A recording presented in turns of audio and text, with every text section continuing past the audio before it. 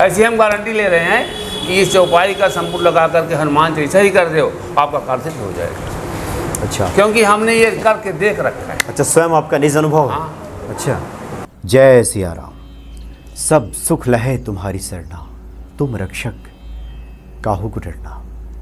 पिछले शनिवार को पानीपत जाने का मौका मिला। वहाँ पे कई ऐसे हनुमान जी के प्राचीन और सिद्ध मंदिर हैं जहाँ दर्शन मात्र से आपके सकल कार्य सिद्ध हो जाते हैं। वैसे ही एक मंदिर में जाने का सौभाग्य प्राप्त हुआ। ये पानीपत के सबसे व्यस्ततम जो वहाँ का बाज़ार है, इंसार बाज़ार, पंचरंगा बाज़ार भी कहते हैं। आगे अंदर अब जाएंगे तो वहाँ पे स्वयंभू प्रकटेश्वर हनुमान जी का मंदिर है। काफ़ी प्राचीन मंदिर है। कब से है इसके बारे में कोई जानकारी नहीं है। कोई नहीं बता पाता कि ये मंदिर कब से है। कई बार इसका जीर्णोद्धार हुआ और कहा जाता है कि यहाँ पे हनुमान जी स्वयं प्रकट हुए हैं। दीवार के अंदर से वो प्रकट हुए हैं, ऐसी वहाँ की मान्यता है। और व्यक्ति सिर्फ अगर आर्त भाव से वहाँ पहुँच जाए, वहाँ कोई पाठ कोई मंत्र तो दूर की बात है, व्यक्ति सिर्फ वहाँ पहुँच जाए, हनुमान जी को प्रणाम कर दे और एक करुण पुकार उसके हृदय से निकले, तब हनुमान जी प्रसन्न हो जाते हैं। वहाँ एक बाबा जी मिले। बाबा जी ने बहुत महत्वपूर्ण बात बताई हनुमान चालीसा को लेकर के, कि संपुट लगा करके एक चौपाई है जिसका संपुट लगाकर अगर हनुमान चालीसा का पाठ किया जाए तो बाबा जी के शब्दों में ये गारंटेड है। इस बात की उन्होंने गारंटी ली कि कोई अगर 21 दिन 41 दिन तक पाठ करे तो उसके कार्य सिद्ध हो जाएंगे। बाबा जी ने स्पष्ट तौर पे कहा कि कोई करके देखे, यह उनकी गारंटी है।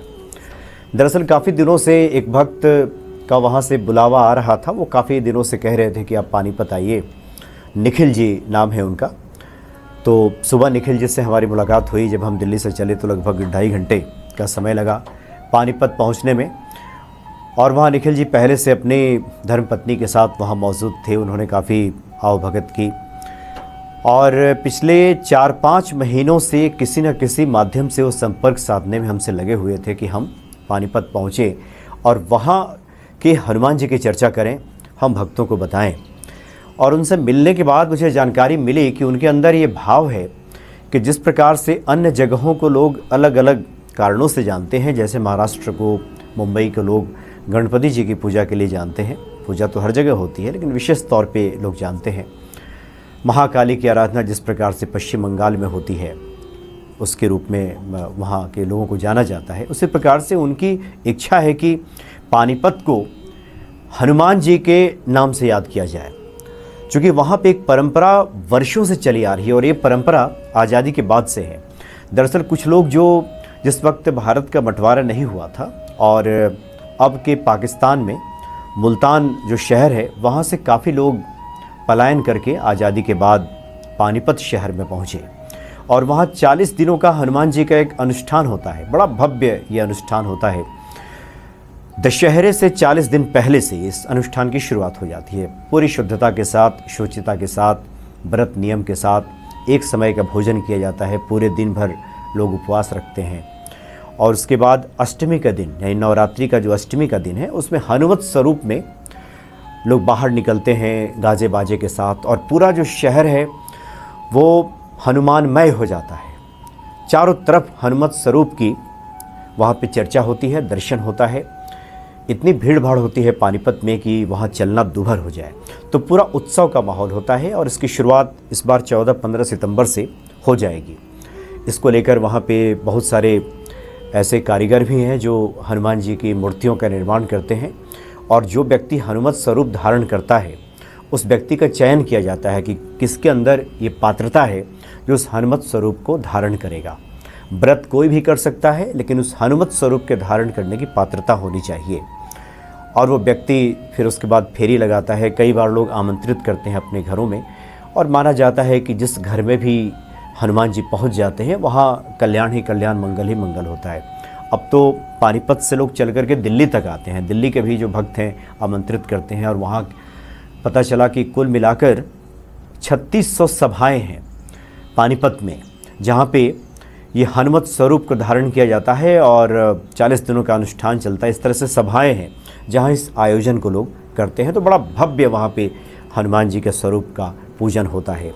और एक छोटे छोटे बच्चों से भी अगर आप पूछें वहाँ की आप क्या बनना चाहते हो, तो कहते हैं कि मैं तो हनुमान बनना चाहता हूँ। तो हनुमान जी की बड़ी महिमा है पानीपत में भी, और इसीलिए जो वहाँ के भक्त हैं निखिल जी, उन्होंने कहा था कि मैं पानीपत पहुँचूँ, और उन्होंने कई बार आग्रह किया था। और हमने पहले भी कहा है कि देखिए, जब तक हनुमान जी की कृपा नहीं होती, उनकी प्रेरणा नहीं होती, भला क्या उनकी महिमा का कोई गुणगान कर पाएगा।